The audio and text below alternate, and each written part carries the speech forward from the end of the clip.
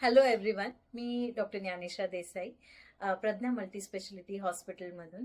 आज आपण हिमोरॉइडचे पेशंटचा एक रिव्ह्यू बघणार आहोत. हे आपले पेशंट आहेत जे थ्रोम्बोस्ट हिमोरॉइडसाठी माझ्याकडे आले होते.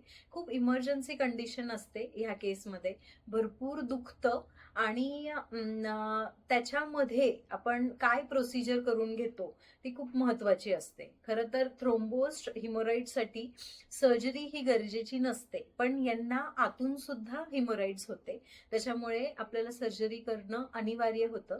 तर त्यांच्याकडनं आपण ऐकून घेऊयात की कशी त्यांची जर्नी होती ते शब्दांनी. की कसं वाटलं तुम्हाला ज्यावेळी तुम्ही माझ्याकडे आला त्यावेळेस कसा त्रास होता तुम्हाला? त्रास होत होता, पण आता खूप छान वाटतं. मी चांगलं. ऑपरेशन नंतर थोडासा कालावधी गेला बरं होण्यासाठी, पण त्याच्यानंतर व्यवस्थित रिकव्हरी झाली त्यांची. यांचा अजून एक म्हणजे रेक्टोसीलचा पण आपण रिपेअर करून घेतलेला आहे आणि त्याच्यासोबत हिमोरॉइड्सची पण सर्जरी आपण केलेली आहे.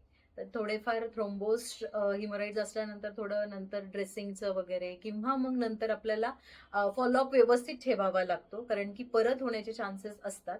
पण यांच्यामध्ये रिकरन्स झालेला नाहीये आणि आता 1 मंथ झालेला आहे आपल्याला सर्जरीला. Okay, thank you.